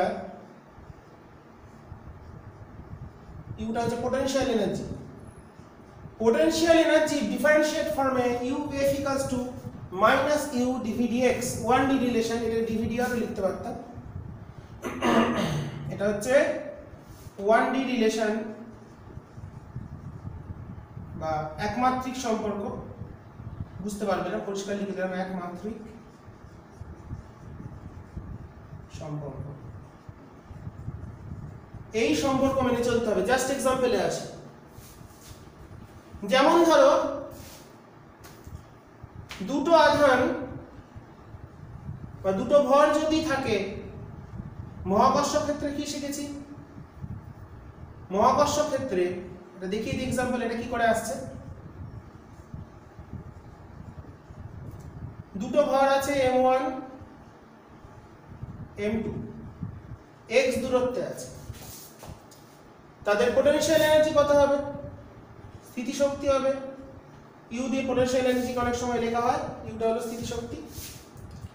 তাহলে minus G m1 m2 by x। তাহলে এটাকে যদি আমরা ইউপি, ইউ সাফিক্স পি লিখে দিলাম, পোটেনশিয়াল এনার্জি, এটাকে যদি আমরা ডিফারেন্সিয়েট করি, dup dt sorry dx, x টা ভ্যারিয়েবল দূরত্বটা, তাহলে মাইনাস জি m1 m2 থাকলো, 1 বাই x এর ডেরিভেটিভ করলে হয় that is ddx of 1 by x minus 1 by x square minus 1 by x square, এটা চলে এলো g m1 m2 by x square। দেখো মহাকর্ষ বল চলে এসেছে, তাহলে লিখবো না, পড়াই লিখি। এটাকে যদি আমরা ডেরিভেটিভ করি তাহলে আসছে g m1 m2, এটা আসছে minus 1 by x square, ddx of 1 by x হচ্ছে minus 1 by x square। তাহলে 1 by x square মাইনাস, আগে একটা মাইনাস, দুটো মিলে হয়ে গেল প্লাস by x square। তার মানে দেখো মহাকর্ষ ক্ষেত্রে স্থিতিশক্তির থেকে ডেরিভেটিভ করলে আমরা পেয়ে যাচ্ছি মহাকর্ষ বল, তার মানে এটাই কিন্তু Fg গ্র্যাভিটেশনাল ফোর্স, মহাকর্ষ বলের মানটা পেয়ে যাচ্ছি। তার মানে মহাকর্ষ ক্ষেত্র একটা সংরক্ষী ক্ষেত্র। তাহলে কি কি হলো? মহাকর্ষ ক্ষেত্রে বা কনজারভেটিভ ফোর্স ফিল্ডের ক্ষেত্রে পয়েন্ট 1 ফার্স্ট পয়েন্ট কি, আমাদের এই ফিল্ডে বদ্ধপথে কৃতকার্য শূন্য হবে। কৃতকার্যের মান স্টেটের উপর নির্ভর করবে, পাথের উপর নয়। আর এই ক্ষেত্রে কনজারভেটিভ ফোর্সের ক্ষেত্রে ফোর্সটা এই রিলেশনকে সবসময় স্যাটিসফাই করবে, মাইনাস ডি ইউপি ডিএক্স। স্থিতিশক্তির পরিবর্তন থেকে আমরা ফোর্স ক্যালকুলেট করতে পারবো। ওকে, কোনো কোনো ক্ষেত্রে প্লাস মাইনাস দুটোই দেওয়া যেতে পারে, সেটা ডিরেকশনের উপর নির্ভর করে, সেটা কোন ডিরেকশনে কাজ করছে। গ্র্যাভিটেশনাল ফিল্ড সবসময় কাজ করে কেন্দ্রের দিকে, যে বস্তুর সাপেক্ষে ভাবছি ফোর্সটা তার দিকে। আর ইলেকট্রিক ফিল্ড বা ইলেকট্রোস্ট্যাটিক স্থিরতান্ত্রিক ফিল্ড কাজ করে বাইরের দিকে, তার ক্ষেত্রে আমরা প্লাস দিয়েও করতে পারি।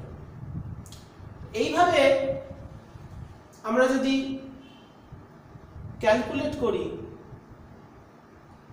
তাহলে আমরা কনজারভেটিভ ফোর্স ফিল্ডের প্রত্যেকটা ক্ষেত্রে দেখব এই রিলেশনটা স্যাটিসফাই করছে। নন কনজারভেটিভ অসংরক্ষী ফ্রিকশনাল ফোর্স, ভিসকাস ফোর্স, এগুলো প্রত্যেকটাই হচ্ছে নন কনজারভেটিভ, যেখানে বাঁধা থাকবে, যেখানে বদ্ধপথে কৃতকার্য শূন্য হবে না, মানে পাথের উপর নির্ভর করে কোন পাথে নিয়ে যাচ্ছি। কারণ ফ্রিকশনটা সব পাথের ক্ষেত্রে ইকুয়াল হয় না, বিভিন্ন লিকুইডের ক্ষেত্রে ভিসকাস ফোর্স বা সান্দ্রতা বলের মান বিভিন্ন হয়। সুতরাং সান্দ্রতা বল, ঘর্ষণ বল, এই বলগুলোর ক্ষেত্রে আমরা যদি কৃতকার্য হিসেব করি সেটা অবশ্যই পথের উপর নির্ভর করবে, স্টেটের উপর নির্ভর করবে না। আর বদ্ধপথে কৃতকার্য কখনোই শূন্য হবে না, একটা নেট ওয়ার্ক ডান অবশ্যই থাকবে। সেটাকে বলা হচ্ছে নন কনজারভেটিভ ফোর্স বা অসংরক্ষী বল বা ক্ষেত্র। যেখানে সংরক্ষণ হবে সেটা সংরক্ষী ক্ষেত্র। 3টে পয়েন্ট, বদ্ধপথে কৃতকার্য শূন্য হবে, কৃতকার্যতা হবে স্টেট ফাংশন, আর ফোর্সটা ডি ইউপি ডিএক্স এই ফর্মে ডিফারেনশিয়াল ফর্মে আমরা একটা এক্সপ্রেশন পেতে পারি, রিলেশনটা মানতেই হবে। এই 3টে যদি কন্ডিশন স্যাটিসফাই করে তখন একটা ফিল্ডকে বলা হবে conservative. But for non conservative force field work done স্টেটের উপর নির্ভর করবে না, পাথের উপর নির্ভর করবে, অবস্থান পথের উপর নির্ভর করবে। সেখানে বদ্ধপথে কৃতকার্য কখনোই শূন্য হবে না। এ থেকে বিতে নিয়ে গেলে যা কার্য হবে যতখানি এনার্জি লস হলো ততখানি এনার্জি কখনোই গেইন হতে পারবে না। ইরিভার্সিবল প্রসেস বলতে পারি এটাকে আমরা একটা। ওকে, নন কনজারভেটিভ ফোর্স ফিল্ডের ক্ষেত্রে। ওকে, তো এই হচ্ছে আমাদের সংরক্ষী ক্ষেত্র এবং অসংরক্ষী ক্ষেত্র সম্পর্কে তোমাদের কিছু ধারণা দেওয়া হলো। এরপর আমরা কিছু প্রবলেম আলোচনা করি। একটা প্রবলেম করে আজকে আমি আলোচনা শেষ করব। তো একটা দুটো প্রবলেম করাই আজকে।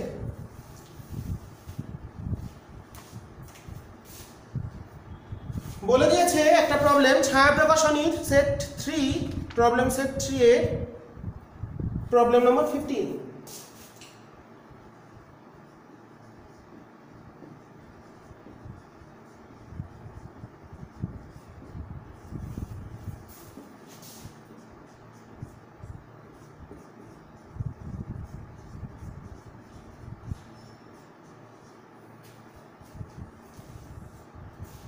তো এই কার্যক্ষমতা শক্তি থেকে এনার্জি কনজারভেশন, কলিশন জায়গাগুলো আমরা আগে পড়েছি, লস অফ মোশনের ভিডিওতে তোমরা পেয়ে যাবে, সেগুলো আমরা পড়িয়ে দিয়েছিলাম ওখানে, সংঘাত সংক্রান্ত বিষয়গুলো এবং ভরবেগ সংরক্ষণ। তো এখানে প্রবলেমটা বলেছে এল দৈর্ঘ্যের একটি সুতোর মধ্যে একটা এম ভরের বল ঝুলছে।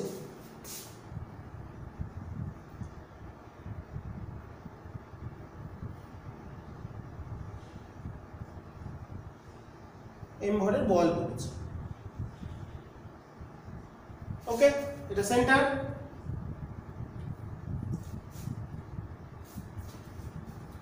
স্মল এম ভরের একটি বুলেট বলটিকে গিয়ে সোজা ধাক্কা খেল, এটা বুলেট আসছে, যার ভরে ধরলাম বেগ ইউ, ইউটা বার করতে হবে। ইউ এর মানটা ধাক্কা খেয়ে সঙ্গে আটকে যায়, আটকে গিয়ে এরা দুজন মিলে ঘুরতে শুরু করেছে। প্রশ্ন দিয়েছে বুলেটের বেগটা কত হলে, ন্যূনতম কত হলে এটা উল্লম্ব বৃত্তপথ সম্পন্ন করবে, ঘুরে চলে আসবে।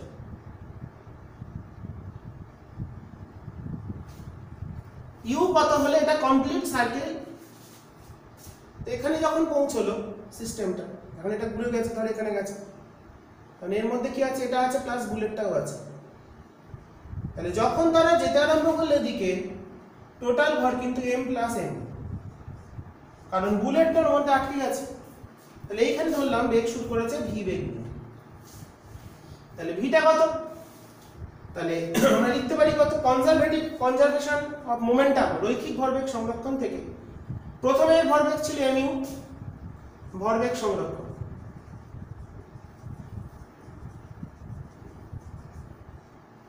এর ভরবেগ ছিল 0, সরি এম ইউ, এর ভরবেগ ছিল স্থির আছে তাহলে 0,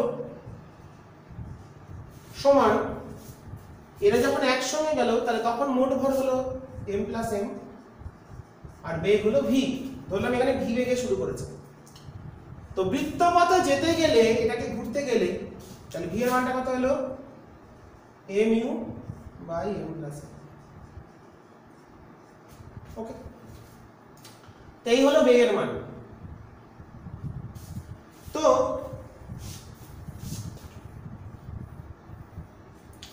আমরা জানি উল্লম্ব বৃত্তপথে যদি ঘুরতে হয় তাহলে ভি এর যদি ভি সমান √5gl, এটা এল বলেছে, ভি মিনিমাম √5gl হলে V greater than equal to হলে ভি এর মানটা যদি √5gl হয় তাহলে এই অবধি পৌঁছবে, আর তার থেকে বেশি হলে এদিকে আসতে পারবে। তাহলে মিনিমাম ভ্যালুটা হচ্ছে √5gl, ভি এর মিনিমাম ভ্যালু। এত হলে সংস্থাটি বৃত্তপথে ঘুরতে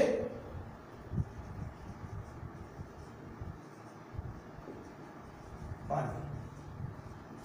তাহলে আমরা লিখতে পারি কত, অতএব m u by M plus m √5gl, তাহলে ইউ চলে এলো m plus m by small m into √5। আমাদের বুলেটের ন্যূনতম বেগের মান হলো m plus capital M plus small m by √5gl। Okay, 17 নম্বর প্রবলেমটায় যাই, এটা 15, কোশ্চেন নাম্বার 17।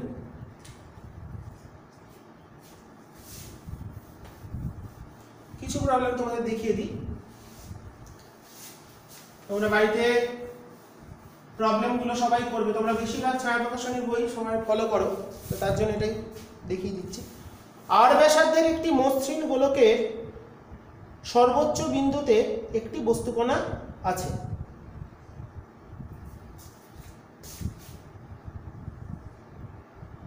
এই প্রবলেম তোমাদের করিয়ে দিয়েছি, তাও আমি একবার দেখিয়ে দিচ্ছি। তোমাদের বৃত্তীয় গতি থেকে, মানে রোটেশনাল মোশন বা সার্কুলার মোশনের যে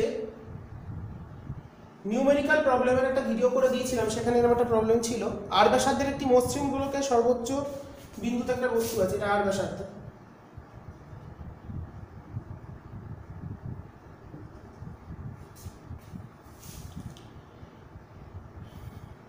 বস্তুকে কত অনুভূমিক বেগ প্রদান করলে গোলকটির কেন্দ্র থেকে 4r/5 উচ্চতা, এটা দিচ্ছি না, 4r/5 মানে এটা যদি 5 ভাগ করি, 1 2 3 4, মানে এরকম জায়গা, কেন্দ্র থেকে 4, এটা আর বলেছে পুরোটা, তাহলে কেন্দ্র থেকে 4r/5 উচ্চতা, মানে এটা কেন্দ্র, পুরোটা আর এইখানে বিচ্ছিন্ন হবে। তো এই পজিশনে ধরলাম এই অ্যাঙ্গেলটা হলো থিটা, যে অবস্থানে এটা বিচ্ছিন্ন হয়ে যাবে সেইখানে এই কোণ করেছি থিটা কোণ, বস্তুটা বিচ্ছিন্ন হবে। মানে এদিকে কি বল কাজ করছে, এদিকে হলো এটা যদি mg হয় তাহলে এদিকে mg cos থিটা, এদিকে বিচ্ছিন্ন হওয়া মানে n0। তার মানে যেহেতু এটা বৃত্তপথে ঘুরছে, এখানে বেগ u, তাহলে u বেগে পাঠালে uটা কত বার করতে হবে, এখানে বেগ হলো v। এই পয়েন্টে যখন বিচ্ছিন্ন হচ্ছে সে বেগ অর্জন করেছে v। এবার বিচ্ছিন্ন হওয়ার অর্থ হচ্ছে এটা উপরে উঠে গেছে মানে লম্ব প্রতিক্রিয়া শূন্য। বিচ্ছিন্ন হবে যখন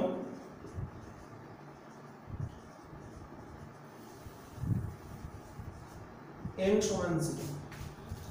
তার মানে এখানে mg sin থিটাই mg cos theta একে বৃত্তপথে ঘোরার জন্য অভিকেন্দ্র বল যোগান দেবে, মানে mv²r। এখানে n টা 0, কারণ আমরা ইকুয়েশন লিখতে পারতাম mg - n mv²r, অভিকেন্দ্র বলের যোগান দিচ্ছে। তাহলে এখানে আমাকে এবার v² কে লিখতে পারি, দেখো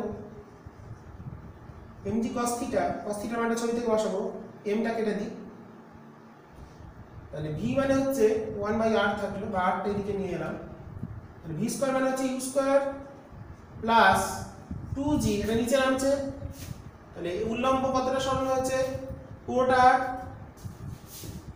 r মাইনাস 4r/5।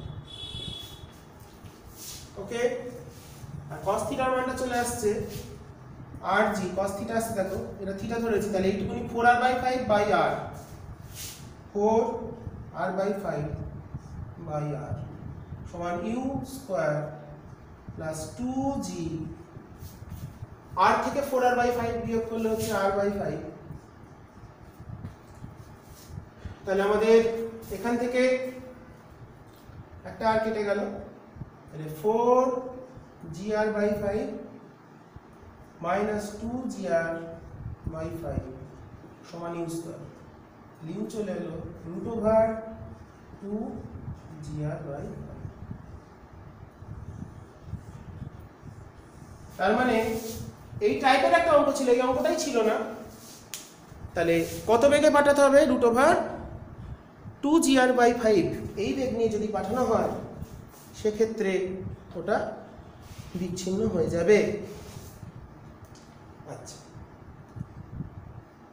এবার চলে আসি 18 নম্বর প্রবলেম, এটা দিয়ে শেষ করব।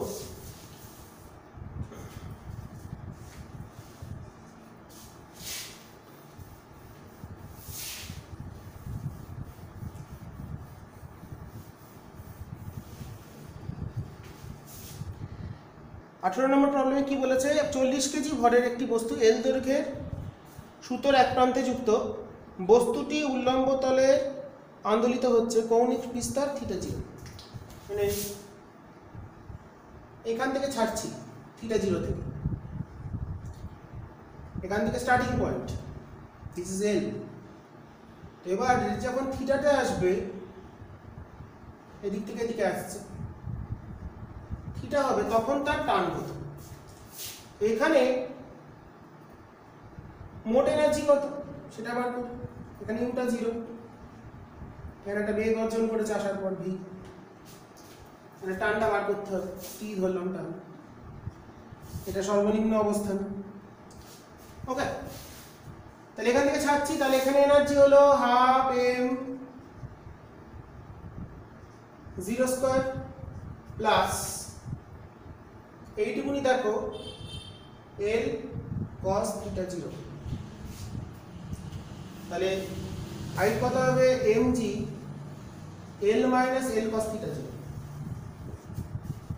তাহলে mg h কত, এইটুকুনি হচ্ছে পুরোটাই, তাহলে L মাইনাস L cos θ0 সমান, এখানে যখন এলো 12m v², আমরা v²টাকে বার করবো, নাহলে আমাদের হিসাব করা যাবে না। তাহলে এখানে কত হবে উচ্চতা, তাহলে এইটুকুনি হচ্ছে, এখান থেকে এই অবধি হাইটটা হলো আমাদের L cos θ, এটা হলো mg L * L minus cos θ। তাহলে এখান থেকে আমরা ভি স্কয়ারের মানটা যদি বার করি mg স্কয়ার, আমাদের mg স্কয়ার বাই l লাগবে। আর টানের ফর্মুলা কি? টানের ফর্মুলা হচ্ছে t মাইনাস, দেখো এদিকে কাজ করছে mg cos থিটা, তো t minus mg cos theta equals to m v square by l। কারণ লব্ধি বলটা অভিকেন্দ্র বল যোগান দেয়, তাহলে এখান থেকে আমরা mv স্কয়ার বাই l এর মানটা বার করে ওখানে বসিয়ে দেবো, তাহলে t টা পাওয়া যাবে। তাহলে ফার্স্ট থেকে আমরা পাচ্ছি mv square half mv square সমান পাচ্ছি, এটা ওইদিকে গেলে mg l কমন নিলাম, 1 মাইনাস cos থিটা 0, এটা ওই সাইডে যাচ্ছে, তাহলে মাইনাস 1 প্লাস cos থিটা। তাহলে mv স্কয়ার বাই l এর মানটা চলে এলো 2mg cos theta minus cos theta 0 mv square by l এর মান। তাহলে টান কত চলবে?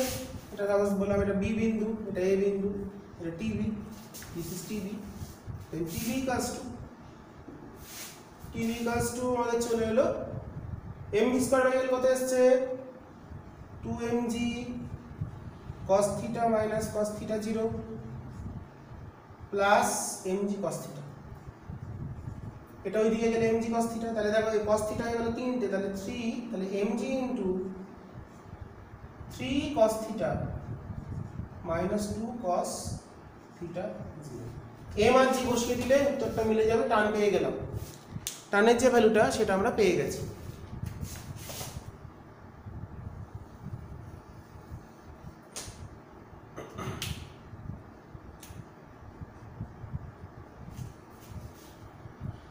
ওকে, এবার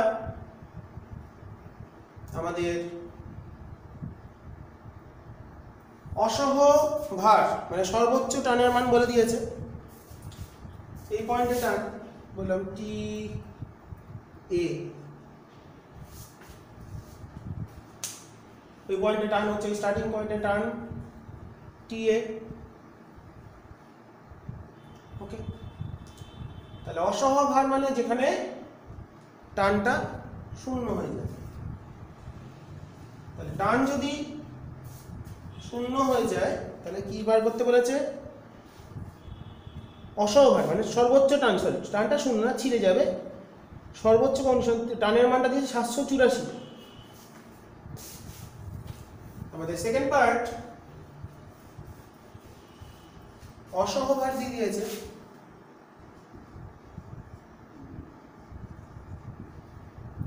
784 নিউটন, মানে সর্বোচ্চ টান।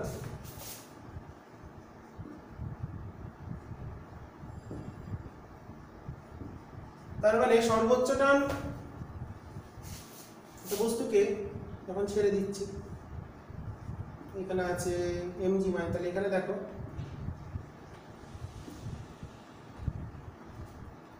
এখানে যখন ছাড়ছি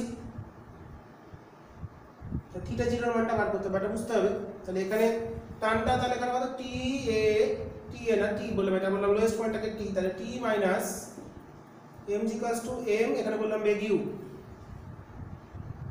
তাহলে m u square by l, T টা কত আসছে mg plus m u square by l,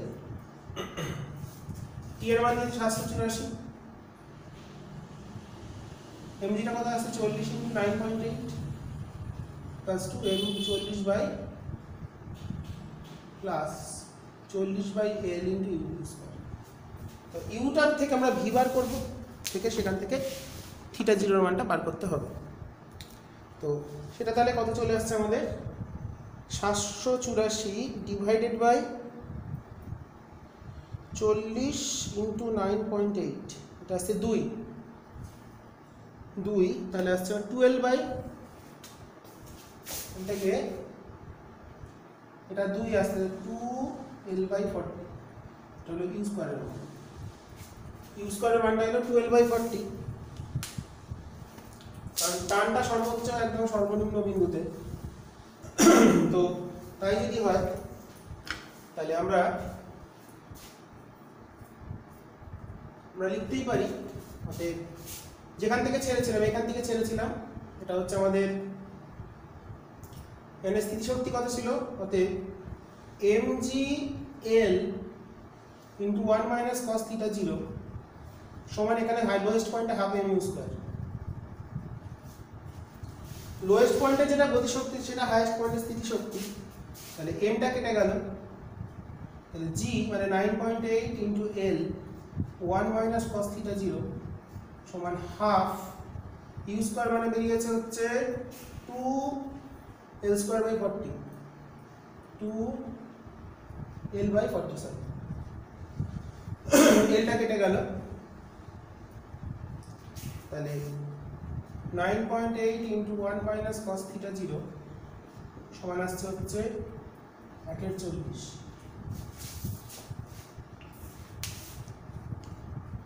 calculation থেকে আমাদের বুঝতে যাই হোক কত আসে, হাফ এম ইউজ করা, আমরা ক্যালকুলেশনটাকে দেখে নিই। 12/40 40 কেজি তো ছিল, ঠিক আছে, ইউ স্কয়ারটা বসলো, এম স্কয়ারটা বসলো 12,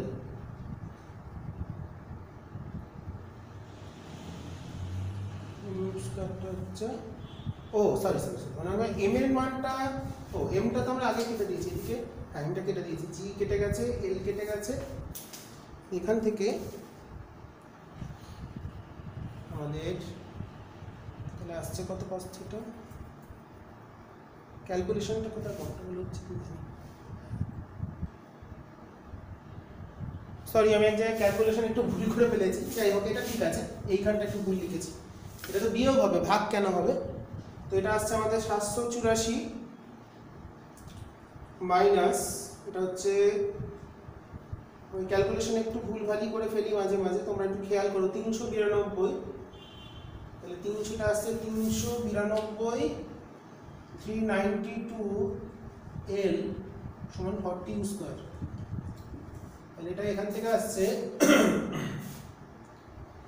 392 ভাগ 40 সমান আসছে 9.8 l সমান ইউ স্কয়ার। ওকে, তাহলে এখানে যদি মানটা বসাই, আমরা মানটা ভুলই বসিয়েছি, যাক,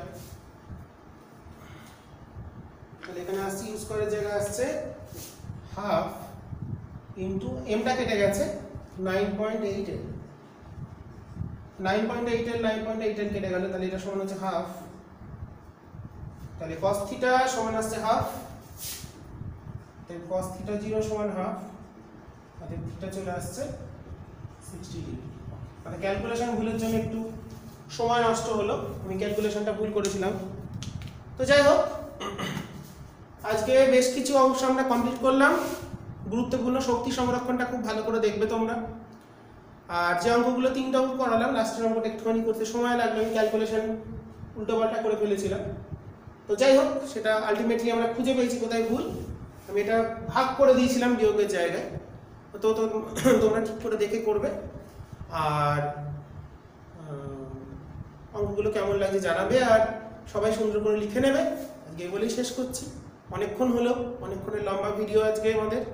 কার্যক্ষমতা শক্তির বেশিরভাগ অংশটাই হয়ে গেছে, এরপর আমরা অঙ্ক করব। আর যেটা কলিশন এবং উল্লম্ব বৃত্তপথে গতি, তোমরা আবার বলছি বৃত্তীয় গতি বা সার্কুলার মোশনের যে ভিডিওগুলো আছে সেখানে পেয়ে যাবে, নিউটন লজ অফ মোশনে পেয়ে যাবে, তো সেখান থেকে তোমরা দেখবে, তাহলেই হবে। আর এই বলে দিয়ে শেষ করছি, পরের দিন আমরা কার্যক্ষমতা শক্তির অঙ্ক নিয়ে চলে আসবো।